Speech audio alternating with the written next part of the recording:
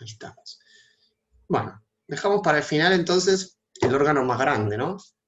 Que tiene un animal, que es el tegumento. ¿Sí? El sistema tegumentario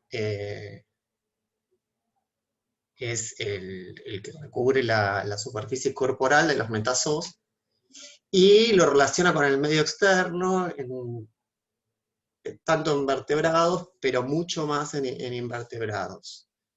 Y más o menos en un vertebrado representa el tegumento de 15 al 20% del peso corporal. Tegumento y piel acá está puesto medio como si fuera lo mismo, pero siendo, en general en inglés se habla de integument, skin se usa, pero no tanto, pero nosotros medio usamos la definición, digamos, de piel, básicamente como una asociación, como cuando decíamos mucosa, que era epitelio más lámina propia, o cuando decíamos íntima en los vasos, que era endotelio más conectivo, o serosa, el mesotelio más conectivo. Bueno, piel es epidermis más dermis, ¿no? O sea, la epidermis, que siempre es estratificada en los vertebrados, la lámina basal, la dermis, eso sería la piel. Y el tegumento sería la piel con sus anexos que se llaman faneras. Y eso incluye pelos, plumas, escamas, sudor, ¿sí?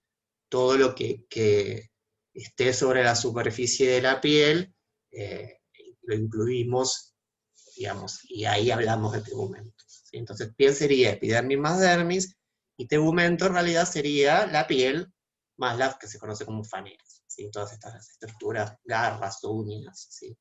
Que generalmente, bueno, en cada grupo tienen diferente composición, digamos, y origen. Bueno, la epidermis ya la vimos varias veces, ¿sí? Es simple, de una sola capa de células en el caso de los invertebrados, porque, bueno, se dan procesos de respiración, excreción, intercambio con el medio externo muy importantes. En el caso de los vertebrados, esa epidermis es estratificada. Y puede ser de dos tipos, digamos, viviente, que sería el homólogo al estratificado húmedo, es decir,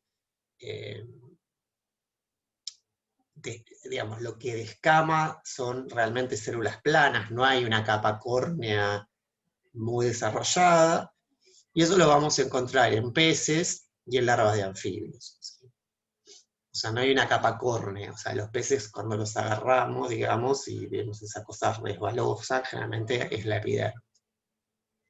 Y el hornacojo lo mismo. Y después en el resto, o sea, todo lo que sería tetrápodos, anfibios adultos en este caso, y amniotas, sí tenemos una epidermis estratificada, es decir, con varias capas de células. Y la última capa de células sufre un proceso de cornificación, ¿sí? Y generalmente hay, sobre todo en mamíferos, que es mucho más evidente, una capa córnea muy desarrollada, que adquiere, digamos, su máxima expresión, si quieren, en, no sé, en las almohadillas plantares de los carnívoros, por ejemplo, de los perros, o de los felinos, ¿no? De los gatos, si miran esas almohadillas donde la piel es más gruesa, donde más capas hay. En el caso nuestro, la capa más gruesa es sobre todo en la palma de las manos y en el dorso de los pies. Y después hay zonas donde la piel es mucho más delgada, la zona inguinal, ¿sí? La zona axilar, ahí tenemos una piel mucho más delgada. Obviamente, toda esa estructura, a veces inmensa, que es la epidermis, estaba apoyada sobre una membrana basal, como siempre, y debajo tenemos la dermis. La dermis tiene un estrato laxo, ¿sí? Como todos los conectivos que vimos asociados a tejidos epiteliales, que es el que está más cercano en este caso a la epidermis, y un estrato denso, que tiene más funciones de sostén. Y en algunas áreas del cuerpo, en algunos animales, además tenemos una hipodermis, que es parte de la dermis y que en general lo que encontramos en la hipodermis es el panículo adiposo, o sea, la grasa localizada. Entonces, esta epidermis más la dermis, ¿sí? Y la membrana basal que la separa me conforman la piel. Si le agregamos los anexos o faneros, que es lo mismo, pelos, ¿sí? Plumas, escamas, lo que sea, ahí tenemos el tegumento. Bueno, ¿y qué funciones tiene el tegumento? ¿Sí? Obviamente, protección del medio externo, primera barrera que nos protege de todo. Sostén del cuerpo, no es tan común en el caso de los vertebrados, pero en el caso de los artrópodos que tienen un exoesqueleto, ¿sí? El exoesqueleto se invagina, ¿sí? Formando apodemas, que son apodemas, ¿sí? Que son estructuras como la piel con su cutícula invaginada que permiten inserción muscular. Recepción de estímulos, ¿sí? Ahora después vamos a ver al final las células de Merkel que están relacionadas con la recepción de estímulos. Locomoción, ¿sí? En el caso, por ejemplo, de las planarias y en toda la epidermis ciliada, secretan un mucus que la envuelve y se van moviendo, batiendo las cilias dentro de esa bolsa de mucus. Bueno, secreción, obviamente. Tenemos las glándulas de veneno en los anfibios, por ejemplo, en la piel. Y feromonas. ¿Sí? Las feromonas son sustancias que se liberan hacia el exterior, que están relacionadas en algunos casos con la reproducción, pero no solo. ¿Sí? Esas serían las feromonas sexuales. Después tenemos otro tipo de feromonas, ¿sí? Que son feromonas que marcan estatus social, ¿sí? Dominancia o subordinación. Tenemos feromonas de alarma, que alertan a los, sobre todo en animales sociales, a los animales del mismo grupo, ¿sí? Sobre algún peligro que hay. Feromonas de territorio, ¿no? Que los animales usan para marcar con olores, ¿sí? Sus territorios. También sirve como una función nutricia, en el sentido de que muchos parásitos, por ejemplo los estodes, se alimentan directamente a través de la piel, o sea, contactan su piel con la mucosa intestinal y de ahí absorben los nutrientes que le roban al hospedador. Y bueno, y este panículo adiposo, sí, también se activa en general cuando hay restricción calórica. Bueno, intercambio gaseoso en muchos invertebrados, ¿sí? que no tienen sistema respiratorio. Excreción también es muy común en invertebrados, pero en vertebrados también. Sí, o sea, el sudor, de hecho, sirve, digamos, funciona un poco como liberador, sí, además de termorregular, digamos, libera compuestos nitrogenados. Bueno, también regulación térmica, ¿sí? En el caso sobre todo de los mamíferos y las aves, que tenemos una temperatura corporal relativamente constante, pelos, plumas, etc., y la sudoración, ¿sí? Regula la temperatura corporal. Protección contra la luz ultravioleta, gracias a los melanocitos, que ahora vamos a ver, melanóforos, y también en algunos casos intercambio iónico. Bueno, vamos a pasar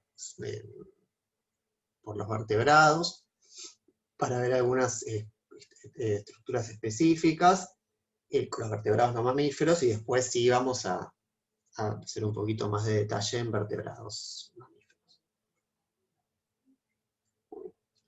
Bueno, tegumento en peces, estas astianas, es un pez carácido del grupo.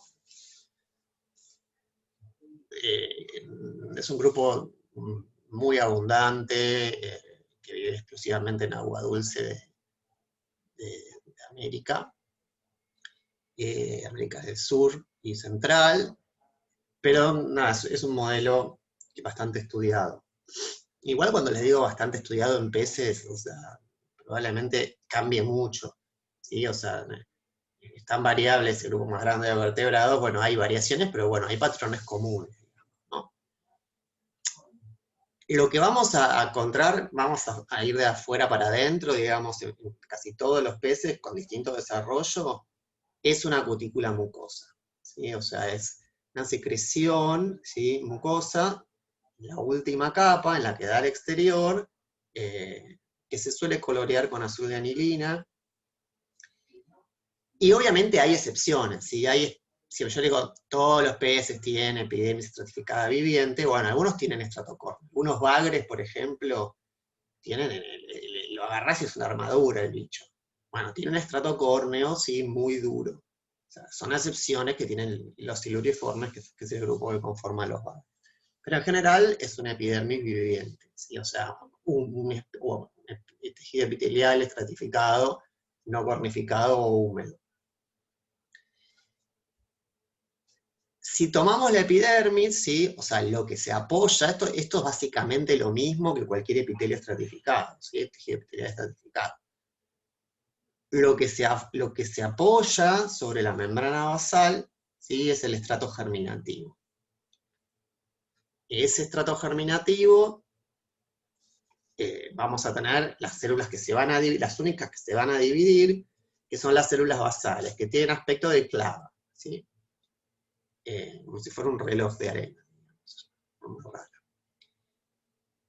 Esas, ¿sí?, se van a dividir, y lo mismo que pasa en el esófago, por ejemplo, me van a dar una y otra claviforme igual, y una que al irse separando a la membrana basal y acercándose al exterior, me van a dar,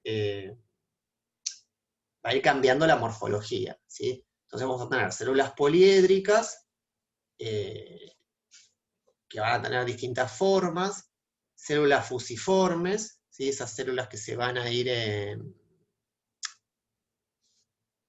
haciendo como más planas, y esas son las que van a descamar, ¿sí?, esas células fusiformes.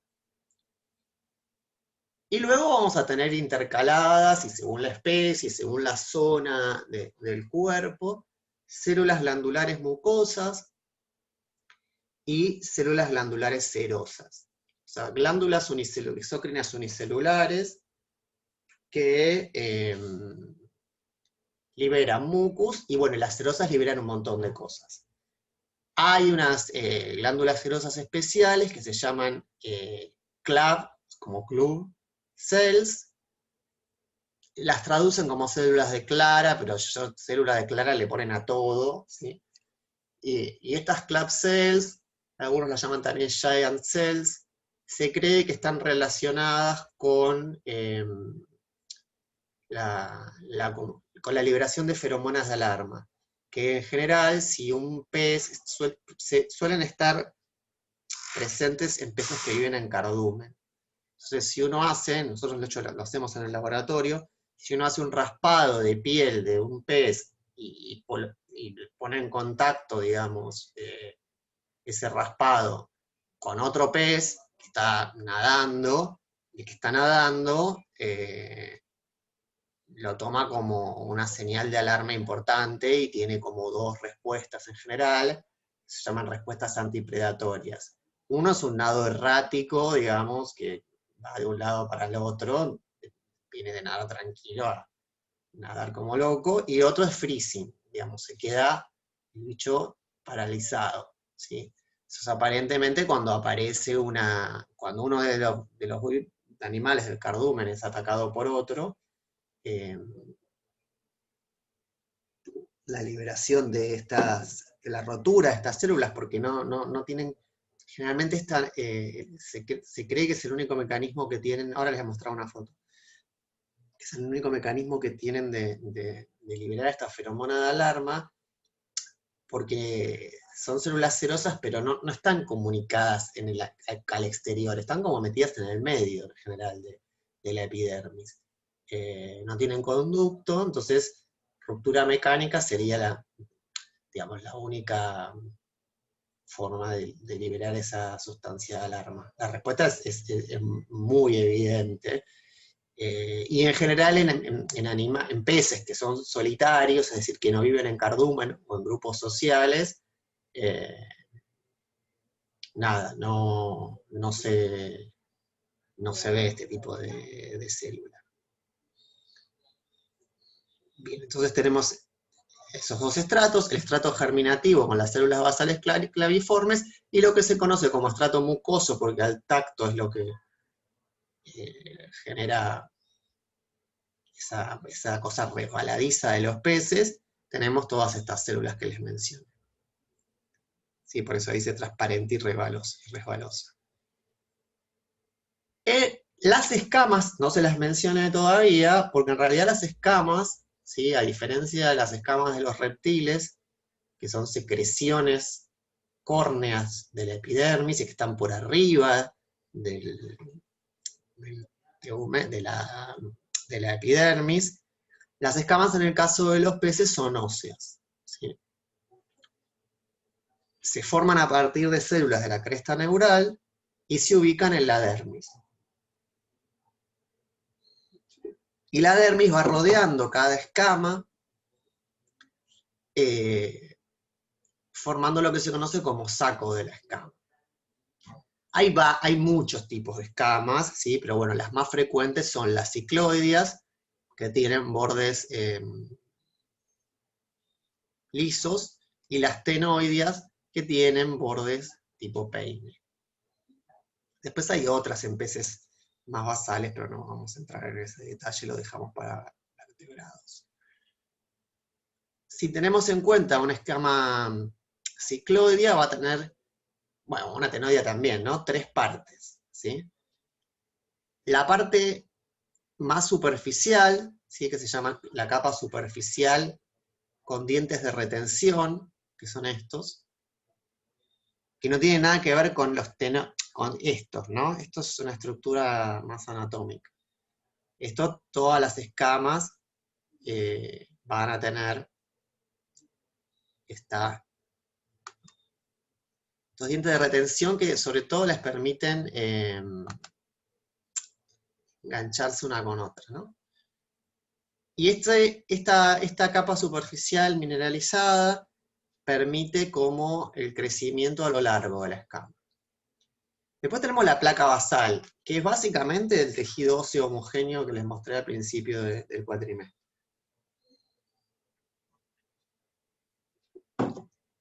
Y luego, abajo, vamos a encontrar los osteoblastos, ¿sí? Que eso lo que me van a generar es este crecimiento en espesor. ¿Sí? Esos osteoblastos van a depositar matriz, como vimos en todos los casos, y van a formarme un tejido óseo homogéneo que me va a formar las escamas. Entonces, la escamita de cada pez, ¿sí? Por más que a veces parezca más blandita, no deja de ser tejido óseo. Entonces, resumiendo, ¿sí? Aparece acá lo que nosotros denominamos el concepto de pared del cuerpo, válido para todos los vertebrados. ¿Qué es la pared del cuerpo? Bueno, es todo esto que vamos a ver acá, ¿sí? Si acá tenemos el exterior, acá tenemos la cutícula de esta mucosa que yo les había mencionado, que es secretada por esta epidermis estratificada. Membrana basal, ¿sí? Y luego tenemos la dermis. Dentro de la dermis tenemos el saco de la escama, que envuelve, en el caso de Astianax, que era el que se veía en el práctico, escamas de tipo cicloide. Después tenemos una hipodermis, ¿sí? Poco desarrollada, no hay mucho panículo adiposo en los peces. Puede haber más si son peces muy migratorios, tipo el atún, que bueno, que requieren, digamos, recorrer grandes distancias y requieren de una reserva importante, si bien pueden comer, digamos, en el trayecto. En esos casos, pero generalmente la hipodermis está poco desarrollada. Luego tenemos el músculo estriado, ahora les cuento de las costillas intramusculares, y el peritoneo parietal, ¿sí? Y ahí ya entramos al celoma, ¿sí? Después tenemos el peritoneo visceral que se está pegado a los órganos. Entonces, desde el peritoneo parietal, o sea, todo lo que va desde el peritoneo parietal hasta la epidermis incluida, es lo que denominamos pared corporal, ¿sí?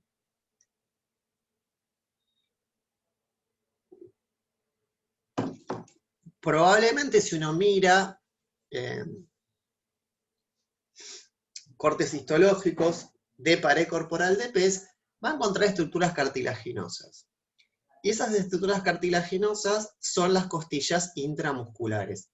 En el caso de los peces tenemos costillas verdaderas, ¿sí?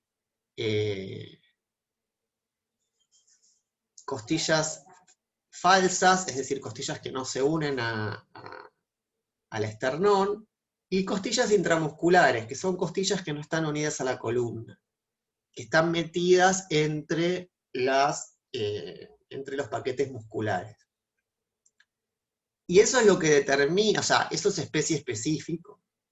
Y es lo que determina si lo que uno siempre dice, tal pez, te comiste tal pescado, sí, tiene muchas espinas, no, o sí. Bueno, como tiene muchas espinas, en general lo que tiene son muchas costillas intramusculares, por ejemplo. Eso, por ejemplo, las palometas, que son tipo medio plaga, se comen poco, ¿sí? Las comen algunos pescadores en algunos lugares, pero son bichos con montones de costillas intramusculares. Total, y acá sacándote la espina todo el tiempo, no se te clavan en el esófago, es un error. Y eso, bueno, por eso la cantidad de costillas intramusculares indican eso. El salmón, por ejemplo, tiene re pocas costillas intramusculares, ¿sí? También depende del corte, de dónde lo saquen, de qué parte del cuerpo, bueno, etc. Pero eso de muchas o pocas espinas, en realidad está hablando de estas costillas intramusculares. Bueno, basta de comida, vamos a algunas fotos. Miren que tengo acá abajo, ahí está. A ver, es difícil a veces visualizar un poco la piel, porque está como medio replegada, ¿ven? Esto es epidermis, epidermis, epidermis, acá hay una escama, epidermis, epidermis, acá hay otra escama, ¿sí? No sé por qué, ¿ven? Todo esto entonces me lo marca como epidermis. La escama está envuelta por un tejido conectivo bastante delgado y se preserva bastante poco, y es difícil hacer preparados de piel porque la escama hay que descalcificarla, entonces no siempre quedan lo bien que uno querría. El saco de la escama es tejido conectivo que va a estar por arriba y por abajo, ¿sí? De esa escama. Esta es la dermis, ¿sí? El estrato más denso. Acá ya tenemos el músculo, eso es lo que se come, ¿no? El pescado, la musculatura estriada de la pared del cuerpo. Acá tenemos, como les decía, dos escamas, ¿sí? Escamas óseas, ¿sí? La diferencia con reptiles es que la escama del reptil, primero que no es una escama, ¿sí? O sea, uno no puede agarrar y decir, ay, tengo una escama, si te venden eso, porque en algunas ferias venden, no sé qué, con escama de víbora. No, es, es escamosa la piel, pero no tiene escamas, o sea, delimitadas anatómicamente como tienen los peces, primero porque no son óseas y segundo porque son secreciones de queratina. O sea que bueno, a veces la luz y la deposición de la queratina da una imagen como si fueran escamas que no son. Acá nos marca básicamente, ven, las células planas, ¿sí? Que serían las que, no se ve acá mucho cutícula, pero nos marcan las células planas, que serían como las que se irían escamando, ¿sí? En contacto con el agua, o sea, y renovando así permanentemente esa epidermis. Acá tenemos las células basales, ¿sí? Que son biformes, no se ve muy bien la forma, pero están ahí en la base. Esta es una célula de alarma, ¿sí? Estas que les decía que liberan feromonas de alarma, que nunca están en contacto, casi nunca, con el medio exterior. Y estas de acá son células mucosas. Y estas son parte del sistema sensorial. Acá lo vamos a ver un poquito mejor. Ven, estas son las células que llaman, bueno, acá las llaman escamosas, nosotros las llamamos fusiformes, pero son las células planas, digamos, que se van a descamar, como era el caso de la mucosa oral, por ejemplo. Acá sí vemos dos células mucosas liberando su mucus. Acá tenemos células poliédricas, ¿ven? Estas serían las células basales, se van haciendo poliédricas, planas, lo mismo de siempre. Y acá tenemos esta gigantesca, ¿sí?, célula de alarma. Y hay otras células serosas que, bueno, no estamos viendo acá. Esto sería el saco de la escama, y adentro tenemos la escama, ¿sí? Acá tendríamos la placa basal, y ahí, que no los vemos, los osteoblastos. El estrato compacto de la dermis, los melanóforos, que generalmente, salvo en mamíferos, suelen estar ubicados más que nada en la dermis. En mamíferos los tenemos intercalados en la epidermis, que son las células pigmentarias que protegen contra la luz ultravioleta, y acá el músculo esquelético, estriado,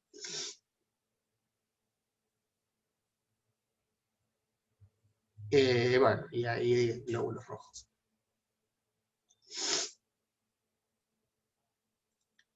Bueno, el tegumento de anfibio es un poco más sencillo, ¿sí?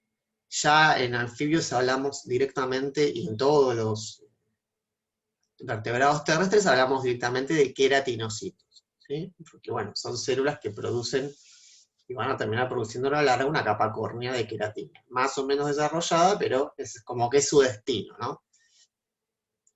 Entonces, vamos primero al estrato basal, que es más fácil. Tenemos en el estrato basal células cilíndricas, ¿sí?, que son las que se van a dividir, y lo mismo, me van a dar células poliédricas que van a conformar el estrato espinoso. Estas células poliédricas van a quedar unidas por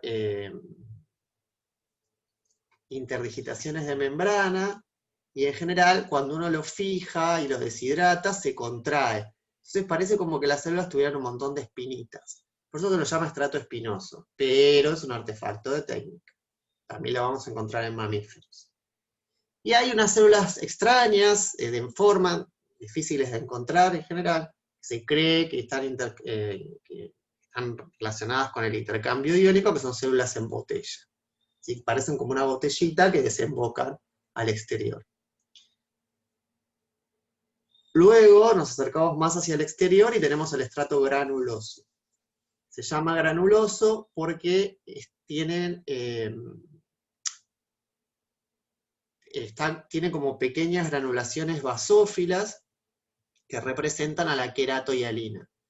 La queratohialina era el precursor de la queratina, que a diferencia de la queratina, que era acidófila, la queratohialina es basófila, ¿sí? Cuando cambia y se transforma en queratina, cambia su afinidad también. Y luego tenemos lo que es el estrato córneo, que suele ser más grueso en la región, sobre todo en los anfibios con más vida terrestre, como los sapos, digamos, e inclusive suele ser más grueso en la región dorsal que en la región ventral, porque la región ventral siempre, más allá de lo terrestre que sea el sapo, tiene una función respiratoria cuando están sumergidos. El estrato córneo se muda, ¿sí? Uno ve los sapos a veces como que se les sale la piel y se la comen, ¿sí? Es común eso, digamos. Es una cosa negra que ellos mismos ayudan en esa muda. Luego, obviamente, o sea, todo eso, y específicamente el estrato basal, apoyado sobre una membrana basal. En la dermis vamos a tener el estrato laxo, donde van a estar principalmente los cromatóforos, que son las células pigmentarias, y son muchas, y hay desde melanóforos hasta que presentan melanina, hasta eritróforos, ¿sí? Que son pigmentos más de tipo rojizo, o xantóforos, que son pigmentos más amarillentos. Lo que pasa es que la mayoría de los pigmentos, la melanina se preserva bastante bien en anfibios, mamíferos no, y los otros pigmentos en general se lavan con los solventes orgánicos. Entonces queda la célula en blanco, pero es muy difícil de verla si no está rellena, ¿sí? Y después vamos a tener glándulas, ¿sí? Es muy común en los anfibios, glándulas mucosas, multicelulares, ubicadas en el estrato laxo de la dermis, que suelen ser pequeñas, ¿sí? Suelen tener todas células mucosas, hay mayor cantidad en la región ventral, y son las que mantienen la humedad. Y tienen una secreción de tipo merocrina, o sea, la común, por exocitosis. Y después lo que sí vamos a tener son glándulas serosas. Son grandes, tienen, en este caso, células serosas, están más ubicadas, perdón, acá hay un error, chicas, en la región dorsal,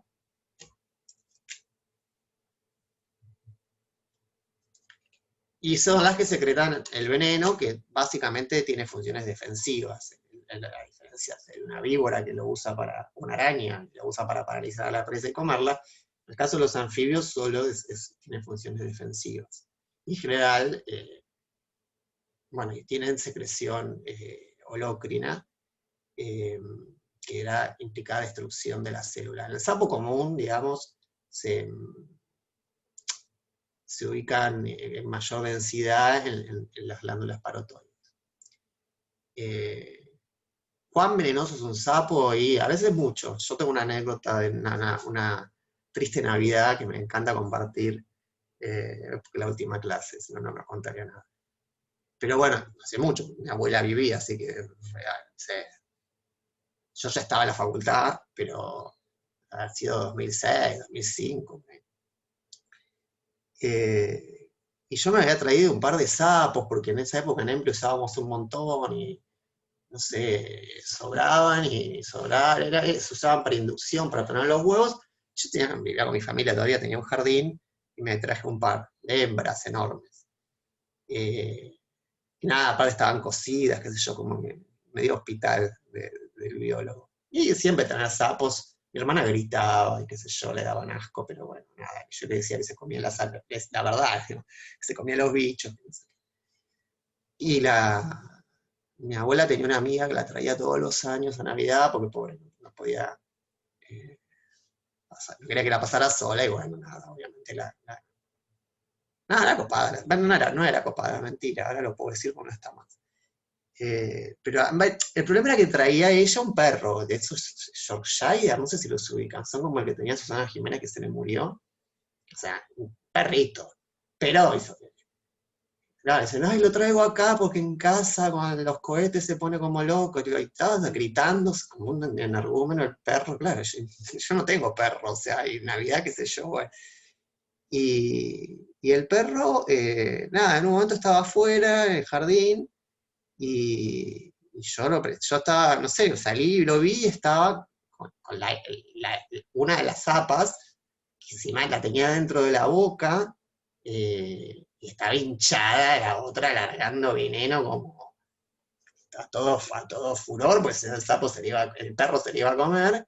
Y yo dije, uy, qué quilombo, ahora con la Navidad, faltaba, no sé, a las 11 de la noche, salí corriendo a buscar una veterinaria de turno.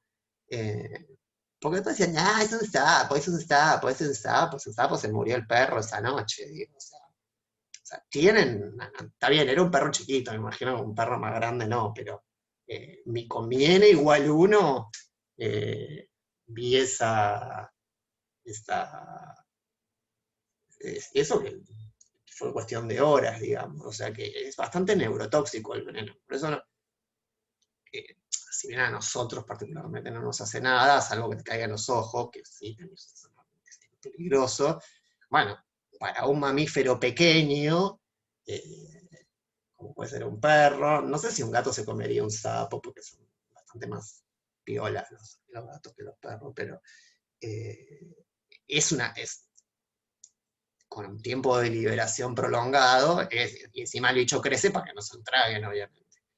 Entonces, bueno, en general igual los sapos muy venenosos suelen ser de pequeño tamaño y suelen ser aposemáticos, es decir, suelen mostrar su peligrosidad, digamos, con colores muy vistosos. Por eso esas ranitas azules, que uno tiene ganas de, ¡ay, qué linda! Bueno, dejar ahí tranquila porque eso sí que tienen venenos recontra neurotóxicos de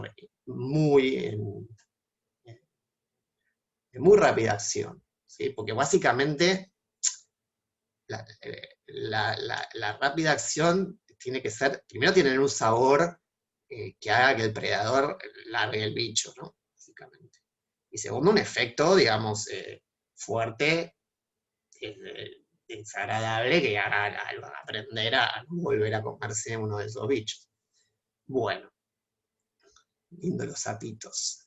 Ven, en el caso del Rhinella, que en esa época se llamaba Bufo arenarum, Rhinella arenarum tiene una gran concentración acá de estas glándulas, de estas células, estas glándulas parotoides, ¿sí? Glándulas venenosas.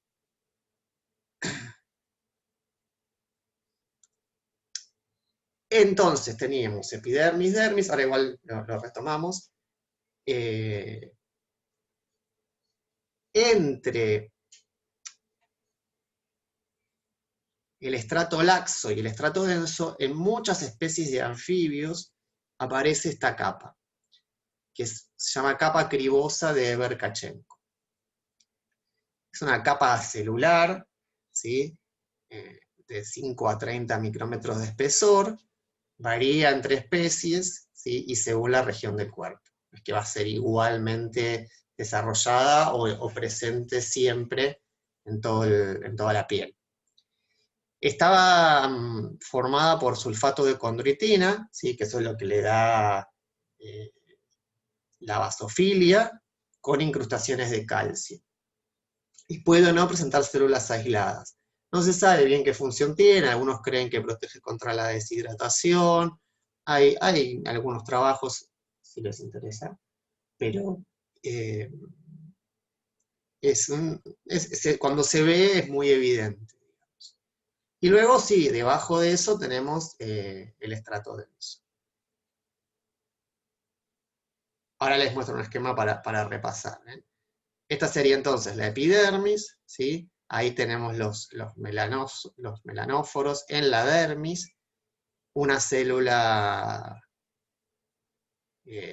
una glándula, perdón, de tipo mucoso, una glándula de tipo seroso, con sus conductos, y luego la musculatura. Acá no hace la clasificación en los distintos estratos. Pero bueno, repasando, ahora vamos a ver fotos para el cuerpo, ¿sí? Acá tenemos el exterior, una epidermis estratificada, plana, cornificada, sobre todo más cornificada en los individuos con más vida terrestre, y en la región dorsal, membrana basal. Acá tenemos la dermis, con su estrato laxo con melanóforos, las glándulas mucosas y las glándulas venenosas. Entre el estrato laxo y el estrato denso, tenemos la capa cribosa de Verkhachenko, ¿sí? Que es esa estructura basófila. Luego el músculo estriado y el peritoneo parietal. Celoma, entonces todo esto, pared corporal.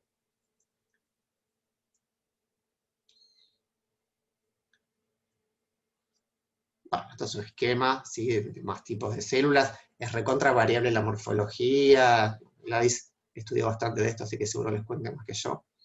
Ahí vemos, esta es una célula, una glándula, dale con célula. Esta es una glándula mucosa, acá se ve el conducto, lo cortamos justo como en la pared, entonces, pero se ve cómo desemboca el mucus al exterior, la capa basal, ¿sí? De células cilíndricas, el estrato espinoso, que lo vamos a ver bien, las células más planas y el estrato córneo.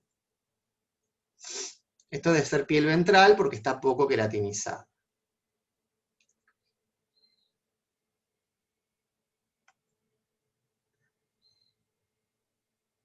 Bueno, acá está un poco fuera de foco, pero se ve la membrana basal, las células del estrato germinativo, el estrato espinoso, las células que se van aplanando, y acá se cornifican. Acá hay justo lo mismo, ¿sí? Se ve una glándula que parecería ser, por los gránulos, una glándula serosa, y se ve también el conducto como en parte lateral. Es muy difícil, o sea, encontrar el conducto en este tipo de glándulas, en casi todas las glándulas, pero en este, porque es muy grande, por eso sale con tanta presión el veneno, ¿no? Sobre todo en la zona del cuello de los anfibios. Pero es como si fuera un mate, ¿sí? La porción secretora es el mate, digamos, y el conducto es la bombilla. Entonces, semejante cosa se comprime por células mioepiteliales y de una cosa finita sale así. Por eso cuando los chicos joden con los sapos y les saltan el ojo, o cuando trabajas mal en laboratorio con anfibios y el bicho está estresado, claro, tiene un chorro que es fuertísimo.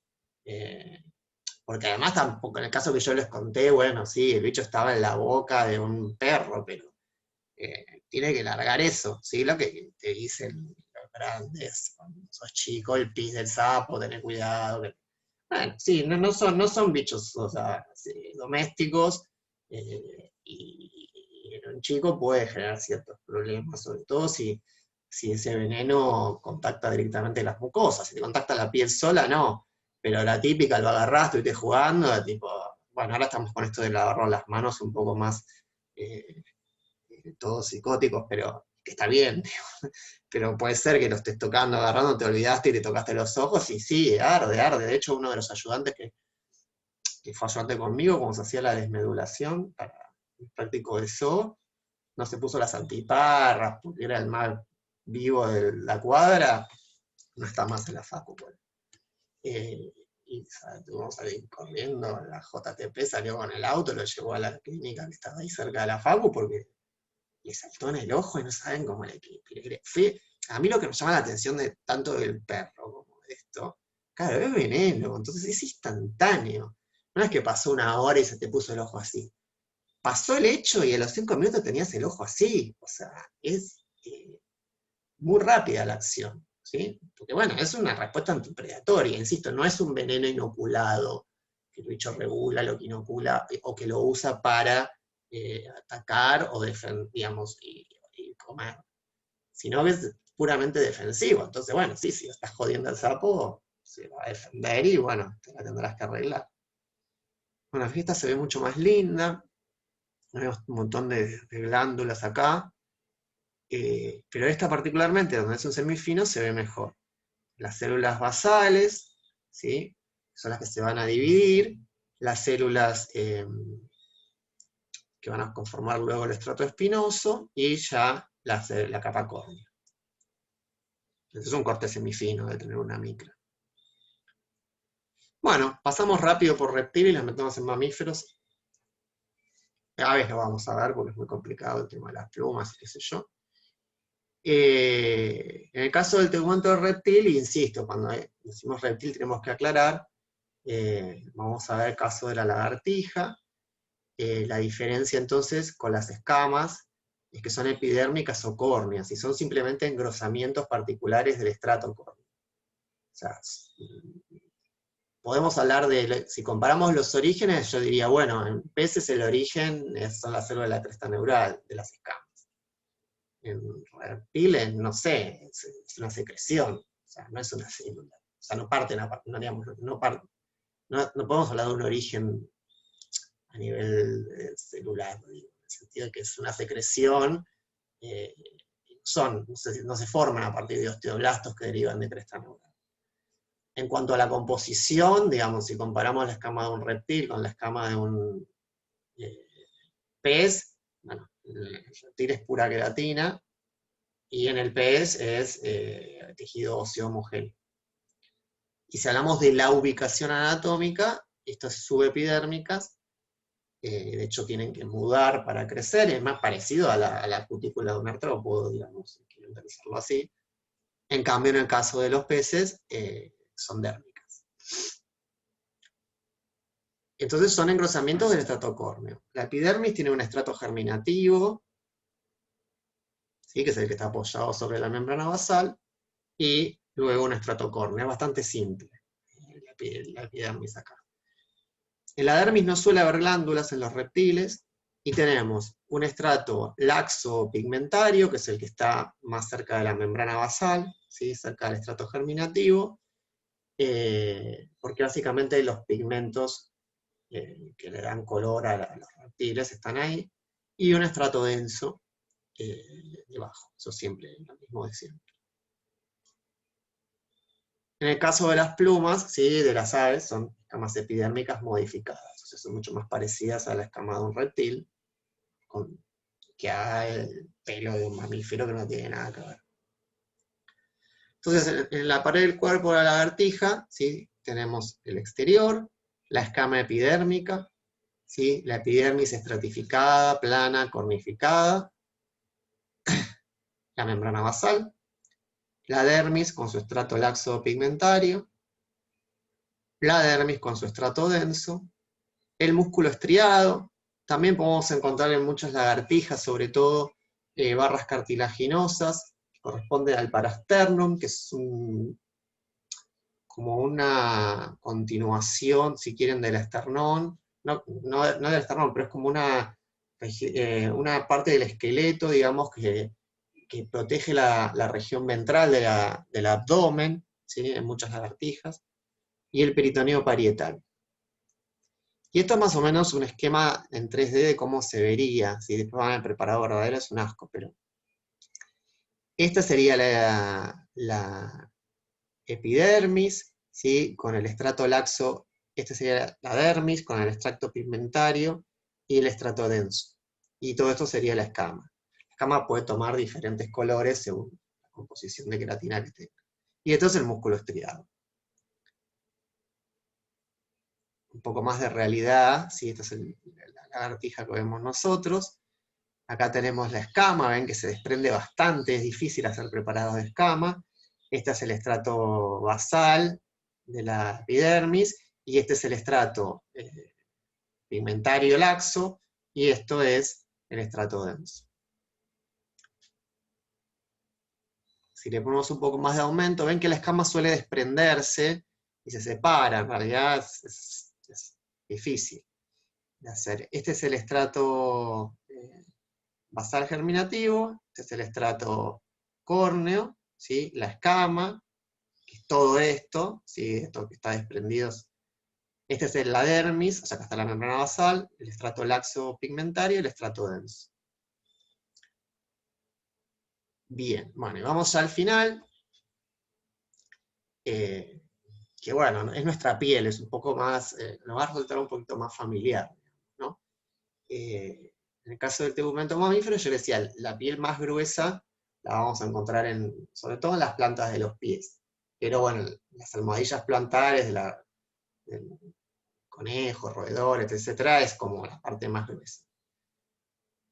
Entonces, si tenemos la epidermis, vamos a ver, siempre empiezo desde la membrana basal, que es más fácil. Lo mismo, el estrato basal germinativo, que es una única capa de células, se divide por mitosis, me da una igual a ellas, y otra que se separa de la membrana basal, y pasa al estrato espinoso de Malpighi.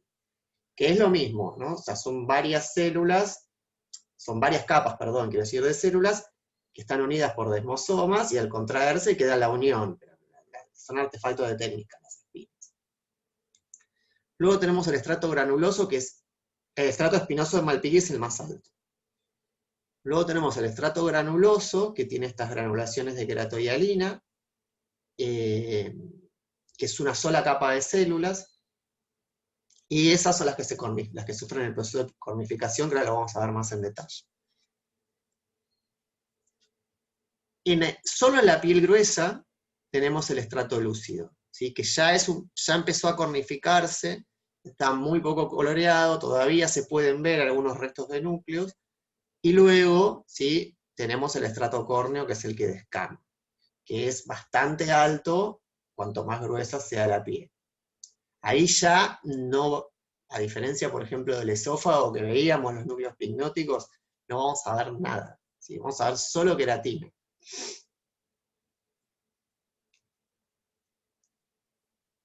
Todo generalmente lo que es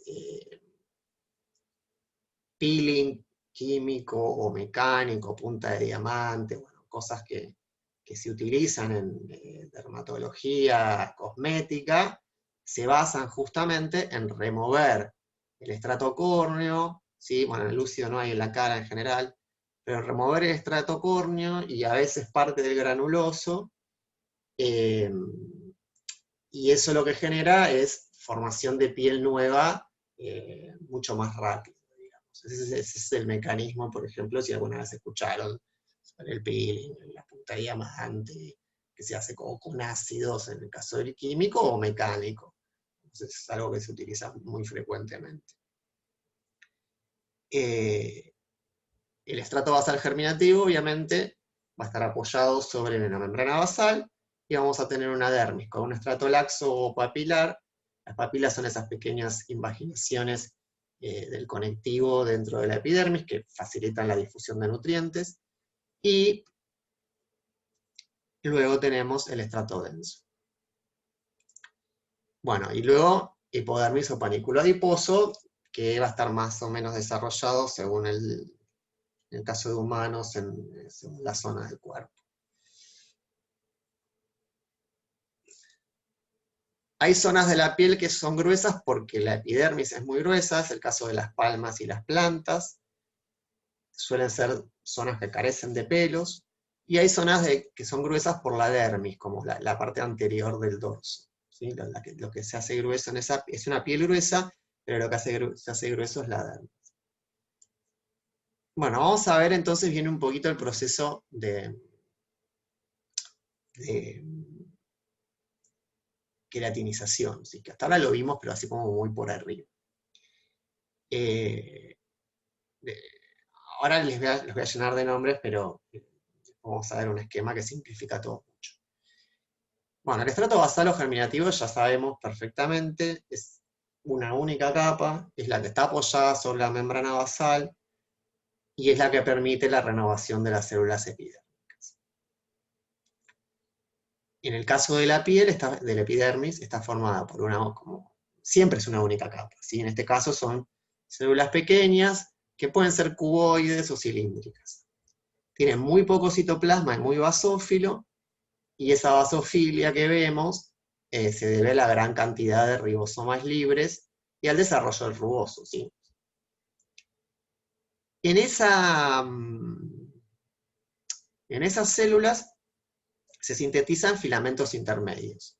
Se denominan tonofilamentos y están formados por queratina. Lo que pasa es que es, digamos, una queratina que le sirve a la célula como sostén, digamos, no está sintetizada de manera excesiva, entonces no hay una acidofilia ahí que veamos por presencia de queratina, porque no hay una gran cantidad, hay una cantidad normal, digamos. Y los núcleos, como tienen poco citoplasma, estas células suelen verse agrupados y es común verlos en división. Luego viene el estrato espinoso, que insisto, lo llevo al esófago porque deben estar hartos de verlo, pero el estrato espinoso, que sería ese conjunto de células poliédricas, bueno, acá lo que tienen es eso, ya no hay más divisiones celulares, sino que las células comienzan a separarse de la membrana basal y a cambiar su forma. Pero bueno, se da esta característica, sobre todo en la epidermis, de que quedan unidas como por espinas. Entonces, por eso lo llamamos estrato espinoso. O sea, las células más grandes de ese estrato son las que están cerca del estrato basal. Esas son bien cúbicas y a medida que se alejan se van aplanando, hasta llegar a las células del estrato granuloso, que son más bien planas. Son varias capas, y estas prolongaciones citoplasmáticas o espinas, ¿sí? Son estas uniones por desmosomas a las células vecinas. Y las prolongaciones se ven grandes, como les decía, de lo que son por la retracción del citoplasma. Hay una estructura que se ve al microscopio óptico, que es como un engrosamiento, si tienen un buen corte, que es el nodo de bisócero, que es el sitio donde está el desmosoma, digamos. Y obviamente las células más superficiales se empiezan a ver más planas y el núcleo pasa de ovoide a alargado. Los tonofilamentos de queratina, que no los veíamos en las células basales, se empiezan a agrupar, ¿sí? Y ya con una buena óptica, en el estrato espinoso, logramos ver esos agrupamientos de esos tonofilamentos, que se denominan tonofibrillas. Este estrato espinoso, como les dije, es el más alto, ¿sí? Digamos, si bien la característica espinosa es muy evidente, obviamente que las células que están cerca de del estrato basal van a ser bastante distintas a la del estrato granuloso. El estrato granuloso, ¿sí?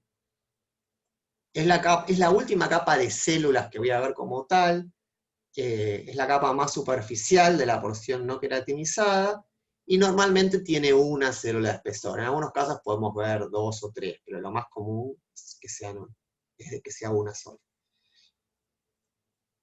En estas células es donde van a aparecer estos gránulos de queratohialina, que son precursor de la queratina, que tiene gran cantidad de histidina y cistina, ¿sí? Que son aminoácidos con carga negativa, por eso los vemos violetas. Y además se rodean estos gránulos de ribosomas libres, que son los que los sintetizan. Entonces ya ahí se comienzan a combinar con las tonofibrillas, ¿sí? Y además tenemos unas estructuras denominadas cuerpos laminares que secretan una especie de lípido que se empiezan a unir a la membrana plasmática de la célula granulosa. El proceso de queratinización, es decir, de formación de queratina y pasaje a un estrato córneo, dura más o menos entre 2 y 6 horas. ¿Sí? O sea, que una célula no está más de ese tiempo en el estrato granuloso. ¿Sí? O sea, ahí ocurre un proceso muy rápido. ¿Qué hay en el estrato córneo? Bueno, células planas anucleadas, ¿sí? Ya no las vemos, o sea, no vemos una célula, vemos solo queratina, y la transición es muy abrupta, ¿sí? Estos cuerpos laminares que yo les decía que se unen a la membrana, lo que generan es que las células, primero a las células estas planas se les engrosa mucho la membrana plasmática. Y estos cuerpos laminares, que están unidos a la membrana, liberan glucolípidos, que principalmente están conformados por acil-glucosilceramida. ¿Qué es lo que genera la diferencia en las pieles? ¿No? Ahí ven que hay pieles más secas, pieles más húmedas, o grasas. Bueno, generalmente las pieles que tienen tendencia a resecarse, justamente lo que tienen es déficit, no total obviamente, pero tienen menos síntesis de estos glucolípidos que sintetizan los cuerpos laminares. Entonces se suele perder bastante agua por evaporación. Entonces, bueno, hay que hidratarlo con crema o alguna cuestión. Entonces estos cuerpos laminares, ¿sí? Me recubren por afuera y evitan la deshidratación de las capas inferiores de la piel. Comienzan a degradarse el núcleo, las organelas, se acumula fosfatasa ácida, es todo parte del proceso de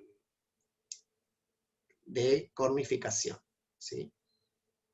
Como les decía, según el espesor del estrato córneo, hablamos de piel fina o de piel gruesa. Incluimos el estrato lúcido, zona de la piel gruesa, con un aspecto refringente y poco coloreado, y ahí sí se ven unas células eosinófilas, o sea, ahí podemos llegar a distinguir algo. Pero como en otros estratos córneos que podíamos ver las células muertas con los núcleos pignóticos, insisto, el esófago, no se va a ver en la piel.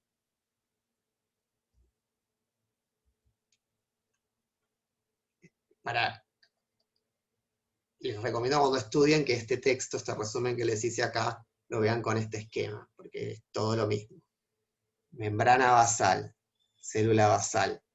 Teníamos tonofilamentos, que no los vemos al microscopio óptico, ¿sí? Ribosomas, que les dan esa característica, ¿sí? Se divide por mitosis y pasa al estrato espinoso. Acá hay una sola, pero el estrato espinoso es alto. Pero ahí vemos que esas tonofibrillas serían acá, se unen entre sí y pasan a formar tonofilamentos.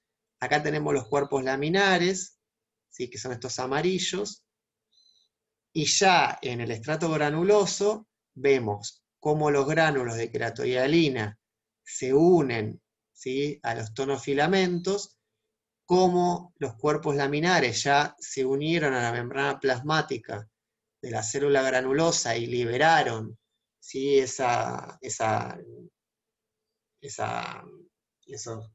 Ahí no me sale así, no sé cuánto, ¿cómo se llama? Estos glucolípidos, sí, no importa el nombre. Y ya pasamos, fíjense lo abrupto, ¿sí? A las células totalmente muertas y llenas de queratina. Esto es el estrato córneo, ¿sí? O sea, toda esta parte es, podemos ver las tres estratos celulares, digamos, el basal o germinativo, el espinoso, el granuloso, y acá ya tenemos estrato córneo, ¿sí? Totalmente llenas de queratina y rodeadas por estos glucolípidos. Bueno, vamos a ver fotos, ¿sí? Que es mucho más fácil. Piel delgada, ¿sí? Bastante finita, y la capa córnea, digamos, no está recontra desarrollada. Esto que ven más oscuro y más con más basofilia es el estrato granuloso. Todo esto es el estrato espinoso, el estrato basal, dermis, todo esto.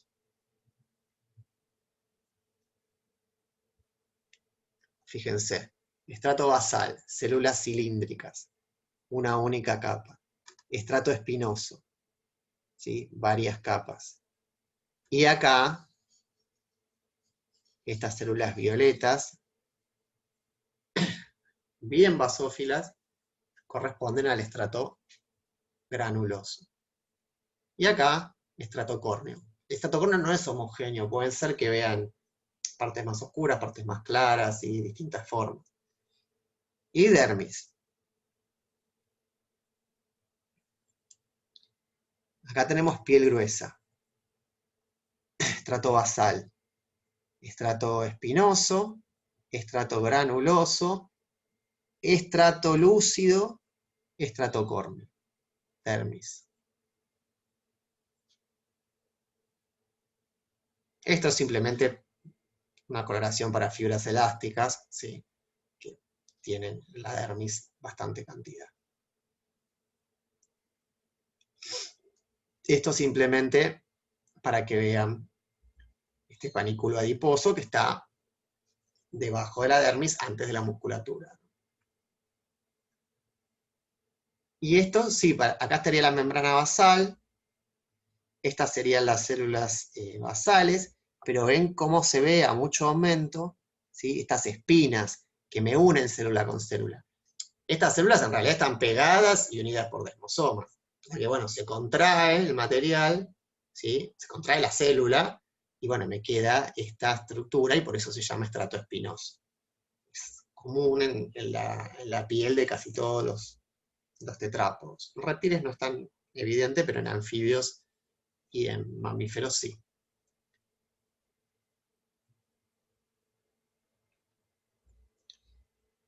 Bueno, acá son células justamente del estrato espinoso.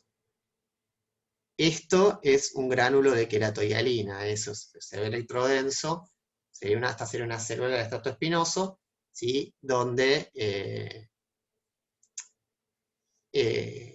lo que se vería basófilo, digamos, en una coloración común, y las puntas de flecha me marcan los cuerpos laminares justo sobre la membrana plasmática, ¿sí? Que se van a abrir cuando ocurra el proceso de queratinización. Bien. Bueno, y acá es como se ve el cuerpo laminar a más aumento, digamos. Bueno, y ya para ir terminando, nos quedan ver las células de la epidermis y un par de glándulas. Entonces, habíamos dicho que teníamos los queratinocitos, ¿sí? Que eran en tetrápodos todas las células que vamos a encontrar en la epidermis, que se van a ir llenando de queratina, primero como filamentos, después como tonofibrillas, después se van a asociar a gránulos de queratohialina y luego se va a formar la queratina. Pero también tenemos melanocitos, que son las células que nos protegen contra la luz ultravioleta, células de Langerhans, que están relacionadas con el sistema inmunológico, y células de Merck. La primera ya la vimos.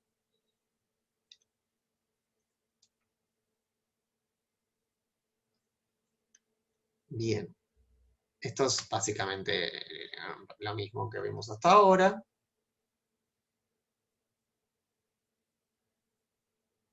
Y vamos a los melanocitos, que en realidad no los vemos en los mamíferos. En los anfibios sí, porque por algún motivo la melanina se preserva, pero en los mamíferos no. Entonces, los melanocitos son estas células productoras de melanina, ¿sí? Son células dendríticas por las prolongaciones que tienen, y suelen estar diseminadas en el estrato basal de la epidermis. A diferencia como les decía, de los anfibios que están en la dermis, acá van a estar en el estrato basal de la epidermis.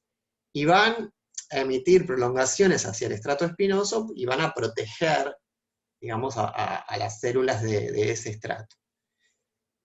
¿Qué manera? Digamos, la manera de verlo, eso es por las uniones, ¿sí? O sea, hay que verlo con microscopio de transmisión.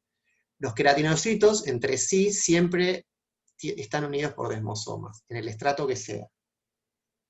Los melanocitos que están metidos en la epidermis no forman desmosomas con los queratinocitos.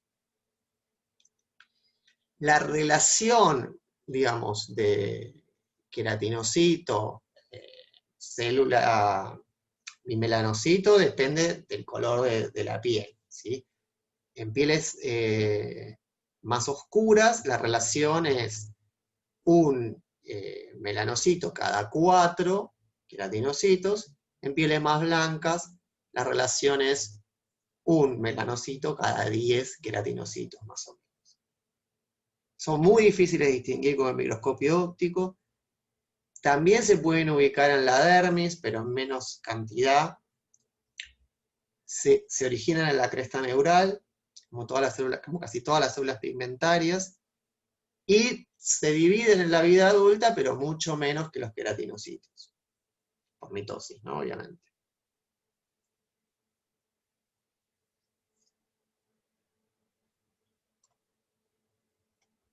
A ver si está la otra. ¿Cómo es? Digamos, porque lo que protege, digamos, es la melanina. La presencia del queratinocito protege la epidermis. Pero la presencia del melanocito protege la epidermis. Pero en realidad los queratinocitos, ¿sí? Lo que hacen es comerse la punta del melanocito, ¿sí? El melanocito forma lo que se conocen como melanosomas. Y a través de estas prolongaciones, que las vemos, las prolongaciones cuando uno ve bien un melanocito, empiezan a formarse esos melanosomas. Y llegan hasta tocar a un queratinocito, y el queratinocito fagocita la punta entera con el melanosoma del melanocito. Y entonces así también cada queratinocito se protege, ¿sí? A sí mismo de, ¿cómo se llama? De la luz ultravioleta, ¿sí? El proceso, más o menos, de la formación de melanina es a partir de tirosina, ¿sí? Tenemos la formación de dopamina y de melanina. Esto ocurre inicialmente en los premelanosomas, ¿sí? que son estructuras derivadas del Golgi y cercanas a él, limitados por membrana. A medida que se produce más melanina, el premelanosoma se oscurece y se transforma en melanosoma. Y así llega, ¿sí?, a las prolongaciones del melanocito, que van a contactar con células de distintas zonas de esa epidermis. Y entonces estos queratinocitos fagocitan la punta del melanocito y luego eso se cierra, o sea, no le genera daño particularmente al melanocito. Y a esa fagocitosis, ¿sí?, se la conoce como secreción citocrina, ¿sí? O sea, donde el melanocito, ven que no, en este caso está asociado a varios queratinocitos, ¿sí?, les va cediendo melanina y, digamos, a su vez la misma prolongación protege a la epidermis.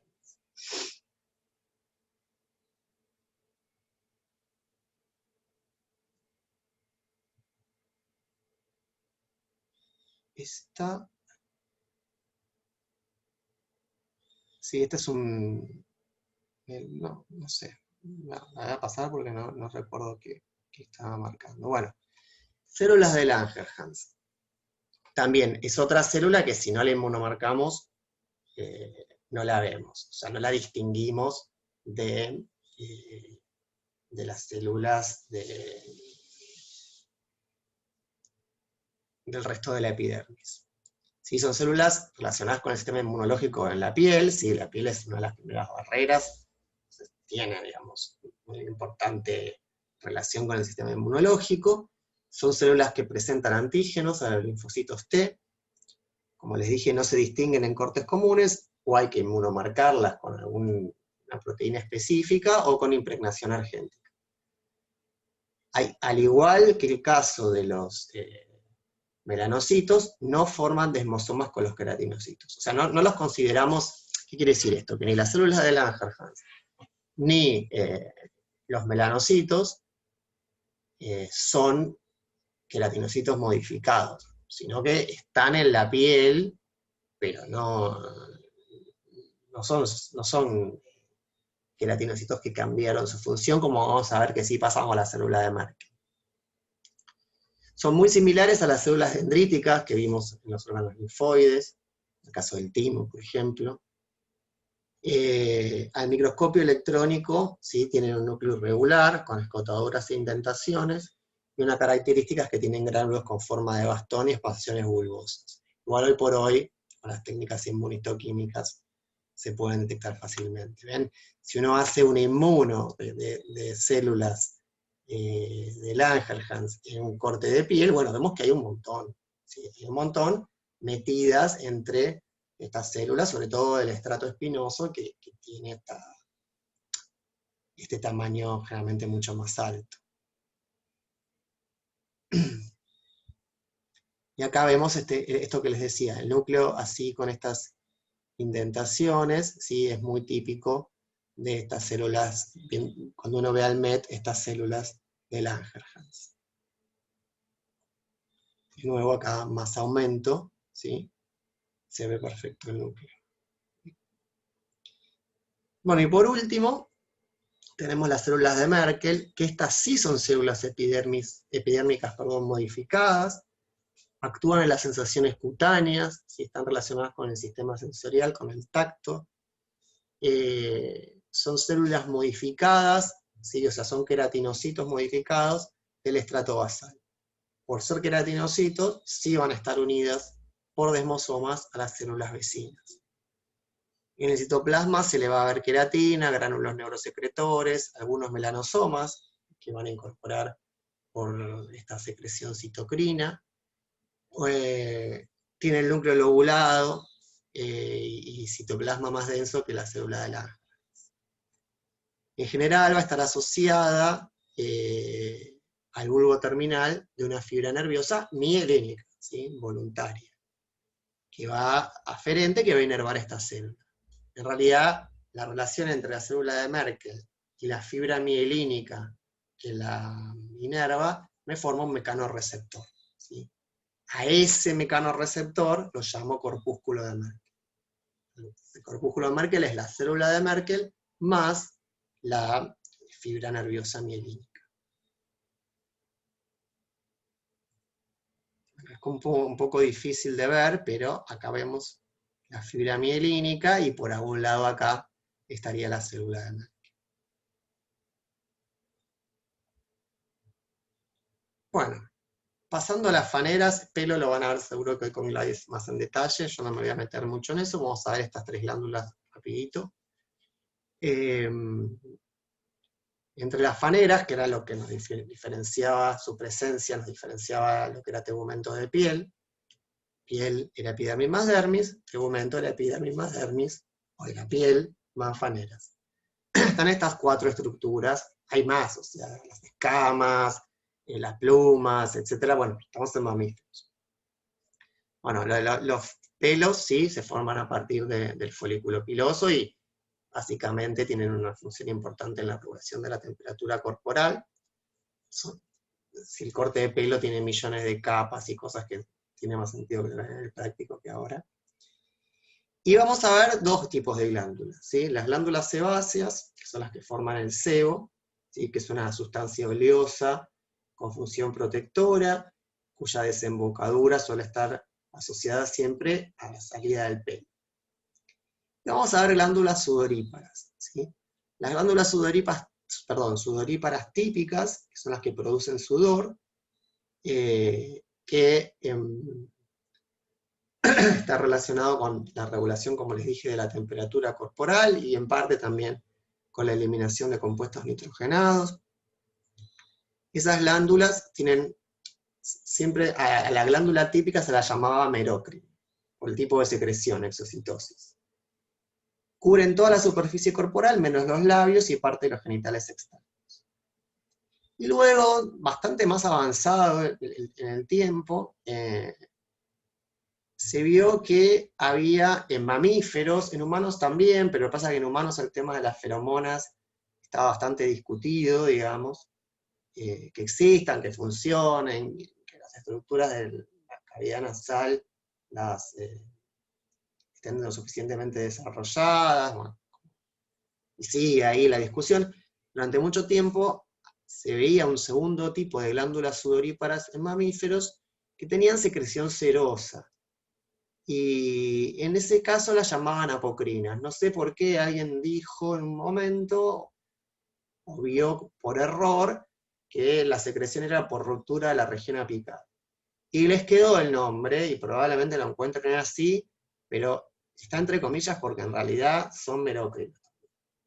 O sea, por exocitosis normal. Y ahí es un caso de una secreción serosa, sí están relacionadas con la atracción sexual entre mamíferos.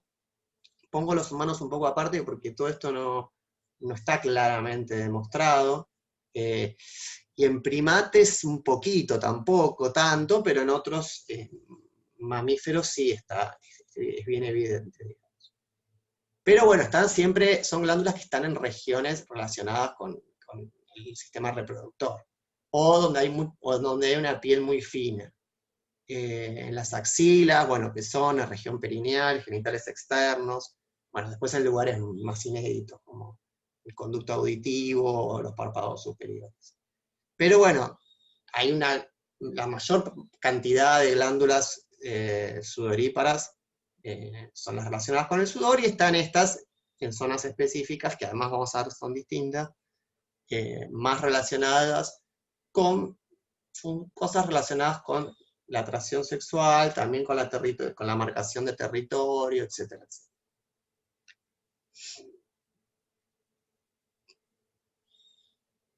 Bien, bueno, entonces lo que se ve, ¿sí? Y vamos primero a las glándulas sebáceas.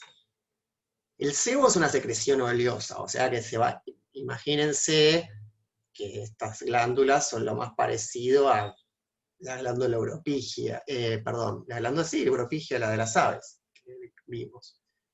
Es una secreción exócrina, pero no es mucosa, ni serosa, ni mucicerosa, es grasa.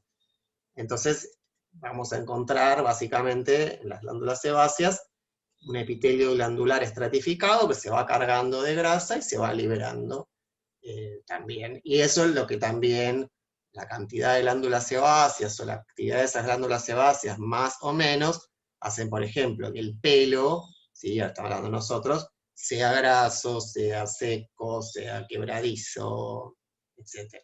¿Sí? Pero bueno, digamos, estas glándulas entonces secretan el sebo que recubre el pelo y la superficie de la piel. ¿Sí? Y eso es importante, o sea, no tiene sebo en la cara, aunque no tenga pelos, porque el folículo piloso residual quedó ahí, digamos, ¿no? No es que solo donde hay pelo va a haber glándulas sebáceas. Se originan en la vaina radicular externa, no importa, en la zona del folículo piloso, y hay varias, ¿sí?, glándulas sebáceas por folículo. Tienen secreción oleosa y holócrina, o sea, la célula, generalmente siempre que la secreción es oleocrina, siempre que la secreción es oleosa, la modalidad es holócrina, la célula estalla.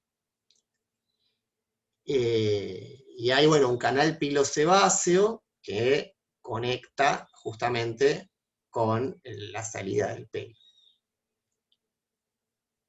En general, si uno mira estas glándulas, va a tener células basales, que van a tener un retículo liso, ¿sí? Eso es típico de células que secreta grasa, o lípido, digamos, para decirlo mejor. Y retículo también rugoso desarrollado.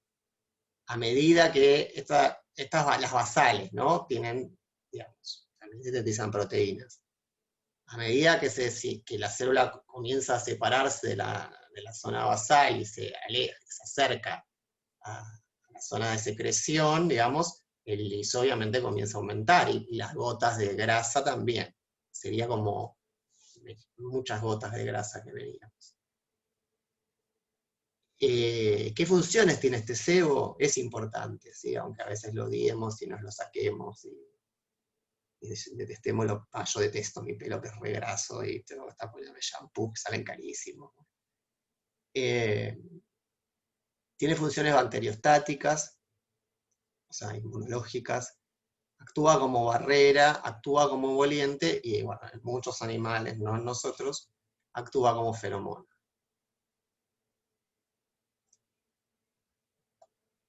Bueno, ven que por folículo piloso tenemos varias, ¿sí?, de estas células, de estas glándulas sebáceas. Acá se ve mejor. ¿Ven? Esta sería la membrana basal, ¿sí? Las células basales, fíjense que se ven muy claramente, y a medida, digamos, que empiezan a llenarse de lípido, ¿sí?, también comienzan como a romperse. Estos serían los 5 estadios, ¿sí? 1, 2, 3, 4, 5, ya toda rota, y acá lo vemos. Las basales, ¿sí? Si uno lo viera, bueno, acá no, se parecen, no digo grasa parda porque es un poquito más, bueno, sí, parecería grasa parda o espongiositos, ¿no? Con todas esas como espacios que ocupaba la grasa, o sea, multilocular, digamos. Y la rotura ahí y el sebo que sale. Bueno, y luego tenemos los dos tipos de glándulas sudoríparas, ¿sí? La merocrina, la que produce el clásico sudor cuando transpiramos, no están relacionadas con el folículo piloso, ¿sí? O sea, el sudor no está relacionado con el folículo piloso, o sea, lo que no quiere decir que no haya sudoríparas en la cabeza, lo que pasa es que la desembocadura no es compartida como en el caso del sebo, que sepa más recubre el pelo. Son formadas a partir de invaginaciones de la epidermis fetal, que luego se meten en la dermis, y el adenómero suele adquirir una forma de túbulo enrollado. Y suele profundizarse. Hay glándulas sudoríparas que están en la dermis y hay otras que llegan casi hasta la hipodermis. Hay dos tipos de células, ¿sí? En las glándulas sudoríparas típicas. Las células claras, que son las más abundantes, tienen gran cantidad de glucógeno en mitocondrias, son las que están relacionadas con el componente acuoso del sudor, es decir, el líquido, están menos expuestas a la luz del adenómero y secretan hacia la luz del adenómero a través de canalículos intercelulares que pasan entre las células. Y las células oscuras, que están más expuestas a la luz del adenómero, que tienen gran desarrollo de retículo rugoso y gránulos de secreción de distintas glucoproteínas que se eliminan con el sudor. Esas están más expuestas a la luz del adenómero. Obviamente, como todos los adenómeros que hemos visto en todo el curso, tenemos células mioepiteliales que ayudan a la contracción, y la principal función del sudor sí es producir enfriamiento por evaporación, o sea, el sudor se evapora y eso enfría la superficie corporal. Por eso cuando nos baja la fiebre, por ejemplo, transpiramos un montón, o cuando hacemos mucha actividad física, aeróbica sobre todo también. El sudor, curiosamente, si uno lo analiza químicamente, tiene una composición similar a lo que sería el ultrafiltrado sanguíneo. ¿Sí? Tiene cloruro de sodio, urea, ácido úrico, amonio. Entonces, por eso se considera que la glándula sudorípara también, digamos, al igual que el riñón, tiene una función excretora. Bien. Ahí vemos, ¿ven? Esta es la glándula sudorípara típica. Una de las características es este adenómero, ¿sí? Enrollado, que a diferencia de la otra glándula sudorípara, que ahora vamos a ver, es más alveolar la otra glándula sudorípara, tiene una luz mucho más grande. Acá la luz es relativamente pequeña, ¿sí? Y acá vemos, obviamente, los conductos, ¿sí? El intercalar, el intralobulillar, bla, bla, bla, o sea, los mismos conductos que vemos siempre. Y los epitelios son más bien cúbicos, ¿sí?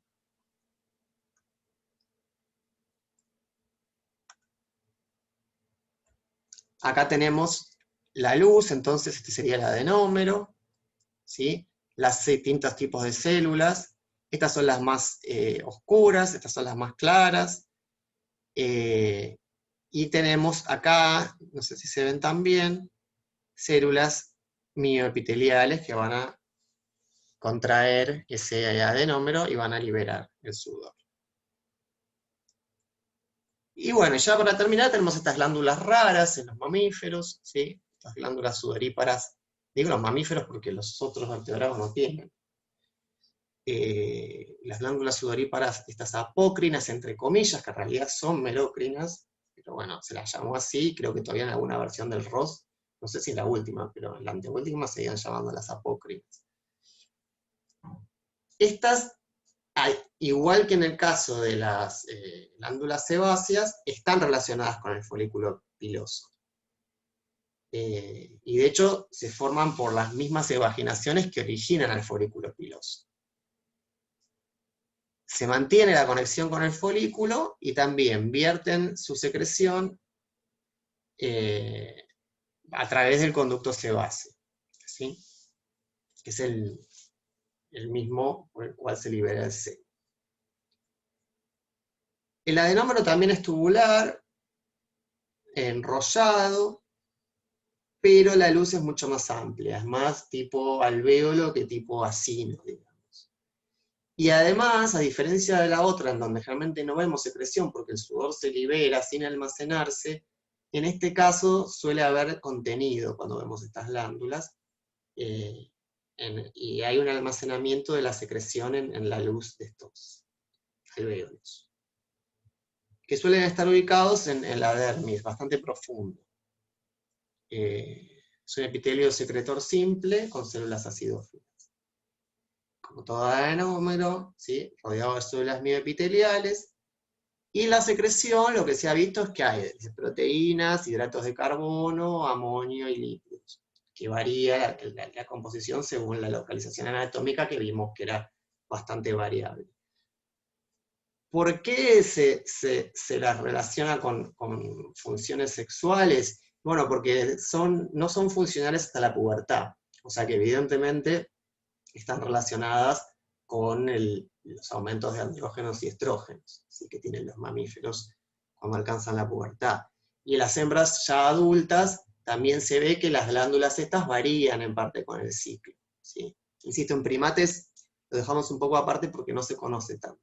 O sea, no se vio tanto, no se encontraron cosas muy contundentes. Y luego, sí se sabe que están relacionadas con secreción de feromonas, ¿sí? De marcación de territorio, de comportamiento de cortejo, de conductas sociales, y de relación cría-madre, ¿sí? Porque, digamos, durante el amamantamiento hay una alta actividad de estas glándulas. Y ven, para comparar una con la otra, ¿sí? La merocrina o ecrina, que es lo mismo, ven, es totalmente independiente del folículo piloso, es un adenómero tubular enrollado, con una luz bastante pequeña. En cambio la apocrina, entre comillas, porque también es merocrina, está acá, ¿sí? Tiene una luz mucho más amplia, y siempre desemboca, ¿sí? A la altura del pelo, ¿sí? El conducto de pilosebáceo es típico, como se nos tapa, no tenemos acné o un grano, que se tapó ese conducto, se inflamó la glándula, o lo que quedó del folículo, y o sea, es un conducto extraño, pero es algo de todos los días en la cara. Y ven acá, bueno, si bien no se, bueno, sí se ve un poco de contenido, ven que es bastante diferente este tipo de célula, este tipo de glándula.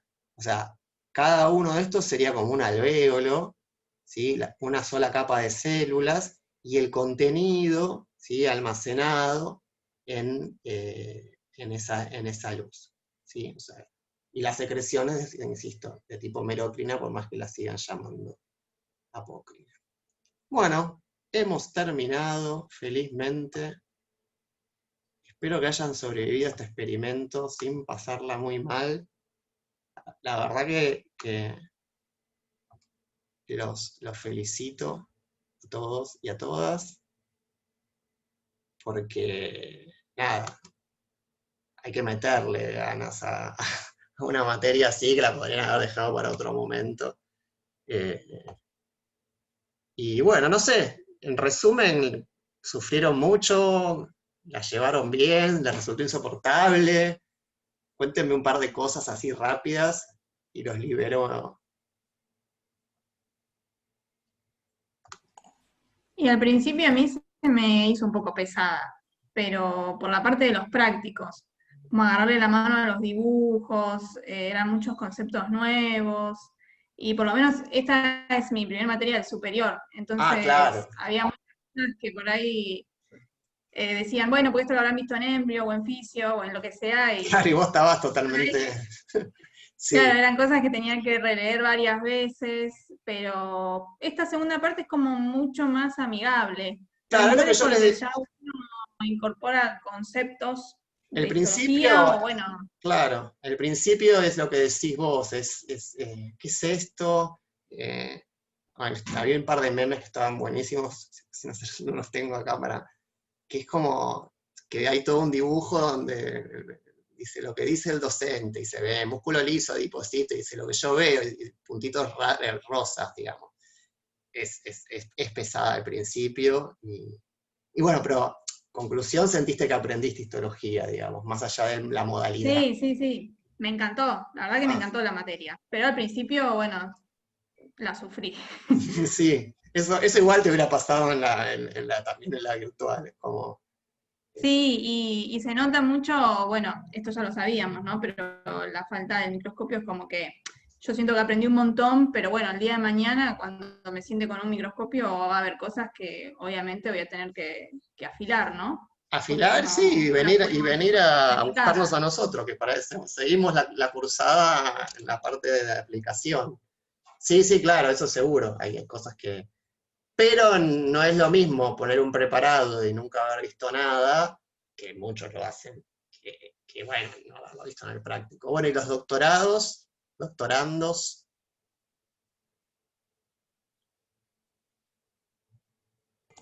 Ahí están hablando en el chat, porque no tienen micrófono Yo por el chat algunos. me entero, espera que...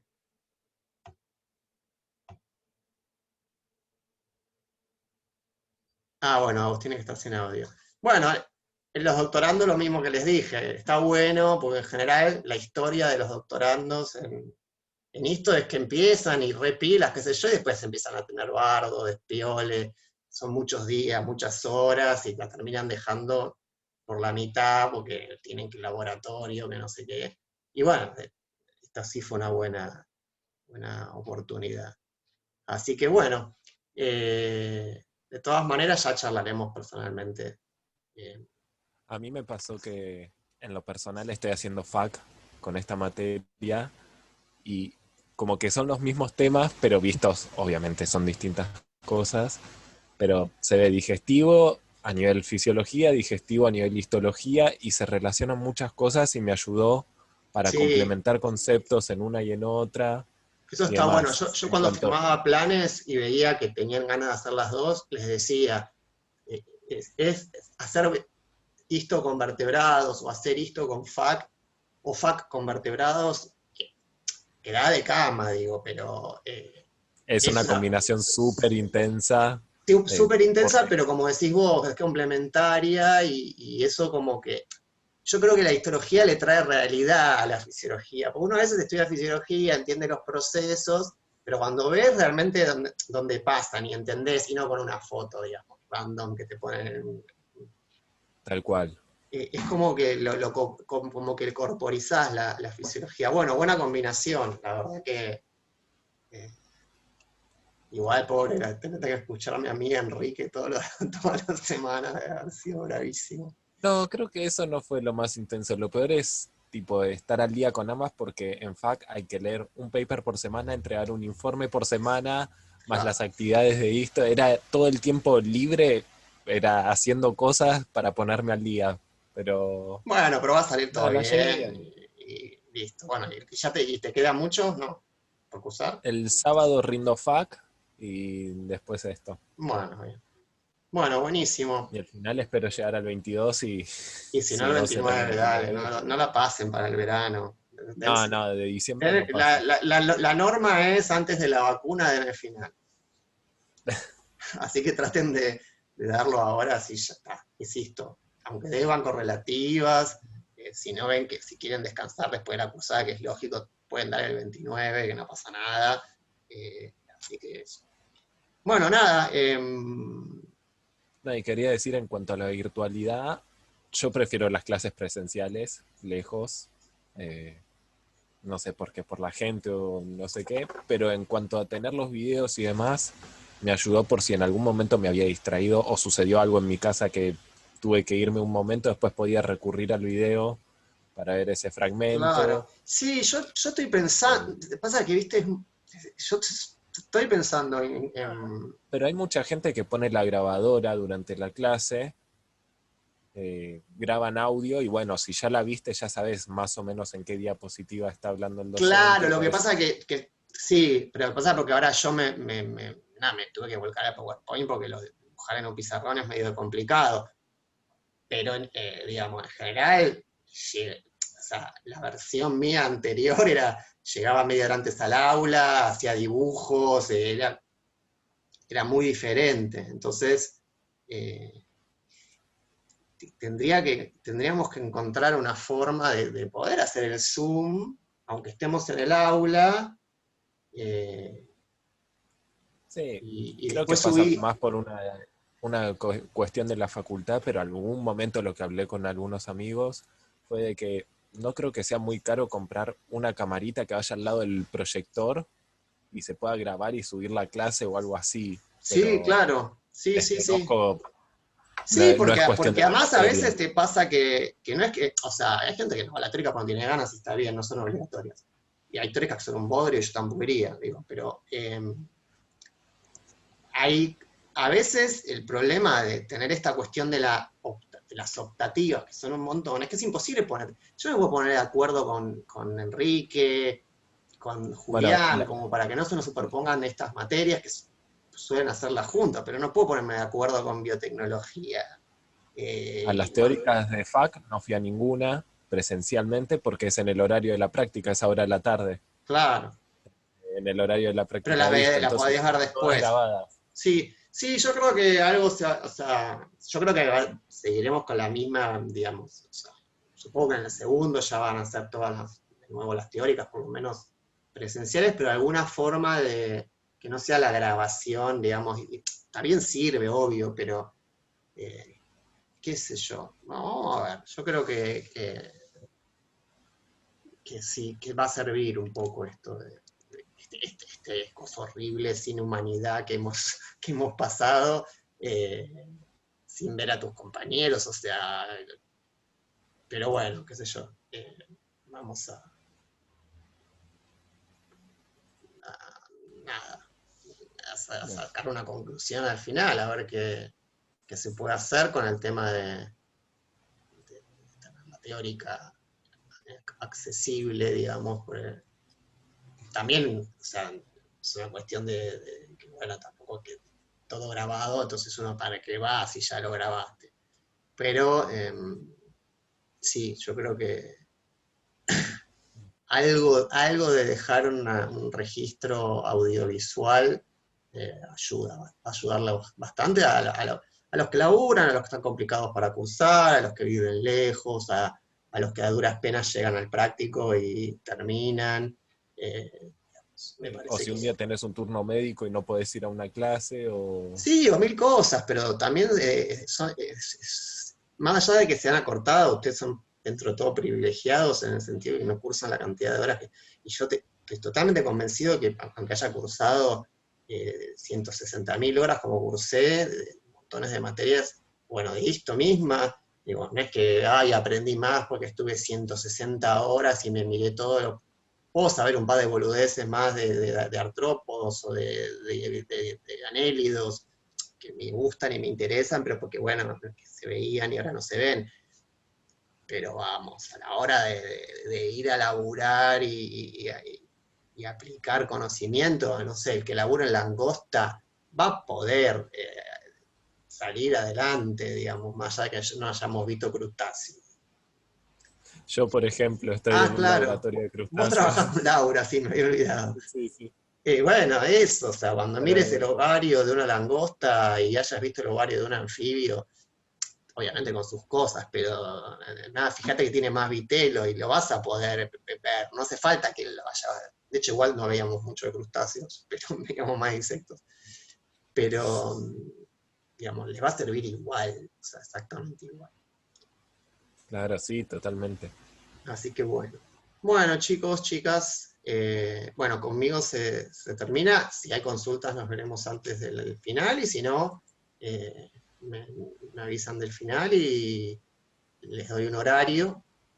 Lo más probable es que sea después del mediodía, pero bueno, 21, 22 o 29. Si liquidamos todo ahí, maravilla. Y si no, bueno, seguiremos en febrero o marzo. Cuando sepa la fecha, yo se las mando. Así que bueno, buen final.